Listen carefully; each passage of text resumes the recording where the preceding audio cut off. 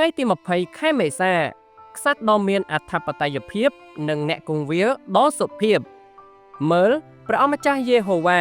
ទ្រង់នឹងយាងមកដោយមានព្រះចេស្តាហើយព្រះពិហុនៃទ្រង់នឹងកាន់កាប់ត្រួតត្រាឲ្យទ្រង់មើលទ្រង់នាំយករង្វាន់មកជាមួយហើយបំណាច់ដែលទ្រង់សងដល់គេក៏នៅចំពោះទ្រង់នឹងខ្វៀលហ្វូងរបស់ទ្រង់ដូចជាអ្នកគង្វាលទ្រង់នឹងប្រមូលអស់ទាំងកូនជៀមមកបីនៅព្រះពិហុ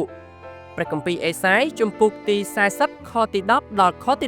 11សហរដ្ឋអាមេរិកមិនដែលគាំទ្ររបបនយោបាយដែលគ្រប់គ្រងដោយស្ដេចឬដោយអ្នកដឹកនាំផ្ដាច់ការនោះទេប្រជាជនអាមេរិកចូលចិត្តជ្រើសរើសមនុស្សដែលពួកគេអាចបោះឆ្នោតជ្រើសរើសឲ្យឡើងកាន់អំណាចនិងឲ្យទទួលខុសត្រូវចំពោះកំហុសដែលខ្លួនបានធ្វើហើយពួកគេក៏អាចបោះឆ្នោតទម្លាក់វិញបានសូមយើងគិតដោយចិត្តស្មោះត្រង់ថាជាញឹកញាប់យើងក៏ប្រព្រឹត្តចំពោះព្រះយ៉ាងដូចនេះផងដែរយើងសុខចិត្តធ្វើការគ្រប់គ្រងជាជាងស្ថិតនៅក្រោមការគ្រប់គ្រងទោះបីជាយ៉ាងណាក៏ដោយមនុស្សមិនអាចគ្រប់គ្រងឬកែប្រែព្រះអម្ចាស់បាននោះទេព្រះអង្គជាព្រះដែលមានអំណាចគ្រប់គ្រងអ្វីៗទាំងអស់លក្ខណៈព្រះអង្គមានភាពខុសប្លែកពីលក្ខណៈរបស់យើងដែលផុយស្រួយនិងមានដែនកំណត់យើងប្រៀបបានដូចជាស្មៅហើយនឹងផ្កាដែលមិនយូរមិនឆាប់ក៏ក្រៀមស្វិតទៅវិញព្រះអង្គមិនដូច្នោះនោះទេព្រោះព្រះអង្គទ្រង់គ្រប់គ្រងនិងសោយរាជ្យលើអ្វីៗទាំងអស់នៅអកលជានិច្ចសូម្បីតែព្រះបន្ទូលរបស់ព្រះអង្គក៏ស្ថិតស្ថេរនៅអកលជានិច្ចផងដែរនៅក្នុងព្រះគម្ពីរអេសាយជំពូកទី40ខទី6ដល់ខទី8នៅក្នុងអធិបតេយ្យភាពអំណាចព្រះចេស្តារបស់ព្រះអង្គបានសម្រេចជោគជ័យដ៏អស្ចារ្យគឺជ័យជំនះមកលើអំពើបាបនិងសេចក្តីស្លាប់ដោយប្រាជ្ញាដ៏លើសលប់ព្រះអង្គជាអ្នកប្រទានក្រឹតវិន័យបានយាងមកយកកំណើតជាមនុស្សមានព្រះនាមថាយេស៊ូដោយចោះចូលនិងសម្រេចតាមក្រឹតវិន័យទាំងអស់ព្រះអង្គបានប្រទានឲ្យយើងហើយបានសុគតជំនួសអំពើបាបរបស់យើងផងដែរដើម្បីនឹងសងបំណុលយើងនិងប្រទានឲ្យយើងនៅជីវិតដ៏អស្ចារ្យជានិច្ចគឺដូចជាលោកពេត្រុសបានបង្រៀនថាព្រះបានប្រោះទ្រង់ឲ្យមានព្រះជន្មរស់ឡើងវិញពីព្រោះសេចក្តីស្លាប់គ្មានអំណាចនឹងឃុំឃាំងទ្រង់ទុកបានឡើយនៅក្នុងព្រះគម្ពីរកិច្ចការជំពូកទី2ខទី24នេះគឺជាជ័យជំនះរបស់ព្រះអម្ចាស់ព្រះអង្គជាព្រះអម្ចាស់ដ៏មានអធិបតេយ្យភាពនិងព្រះចេស្តាតែព្រះអង្គក៏ជាអ្នកគង្វាលដ៏សុភាពរបស់យើងផងដែរព្រះអង្គមិនបានយាងមករករាជរបស់ព្រះអង្គដូចជាមេទ័ពដ៏អស្ចារ្យចូលទៅក្នុងសង្គ្រាមនោះទេតែផ្ទុយទៅវិញព្រះអង្គបាននាំកូនជៀមរបស់ទ្រង់ចូលមកជិតព្រះអង្គនិងដឹកនាំពួកគេដោយព្រះハរតីអាណិតអាសូរ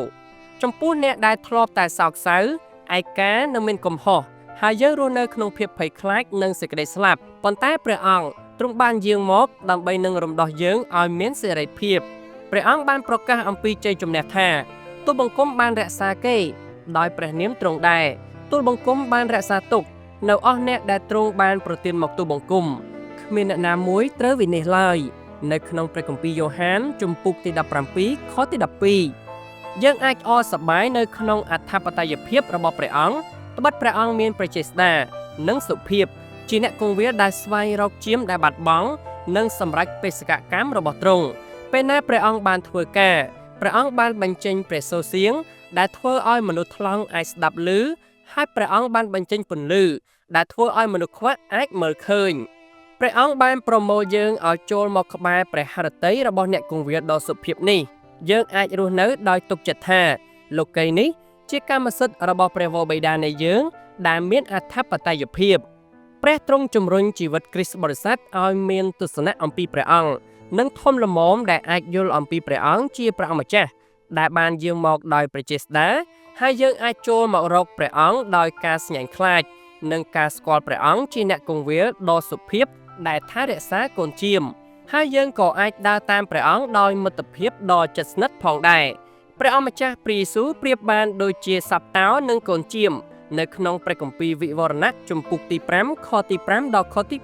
6រវាងលក្ខណៈទាំងពីរនេះតើលក្ខណៈណាមួយដែលអ្នកពិបាកនឹកចាំបំផុតនិងពិបាកបំផុតក្នុងការរស់នៅឲ្យសមស្របតាមចូលនឹកចាំអំពីលក្ខណៈទាំងពីរនេះហើយអ្នកនឹងស្ដាប់បង្គាប់និងអរសប្បាយចំពោះព្រះអង្គក្នុងនាមជាព្រះអង្គជាស្ដេចនិងជាអ្នកគង្វាលរបស់អ្នកព្រះគម្ពីរសេចក្ដីគិតនៅក្នុងព្រះគម្ពីរអេសេគៀលជំពូកទី34ខទី11ដល់ខទី24គម្រោងអានព្រះគម្ពីររយៈពេល1ឆ្នាំ ព្រះគម្ពីរដានីយ៉ែលជំពូកទី5ដល់ជំពូកទី7និងព្រះគម្ពីរវិវរណៈជំពូកទី7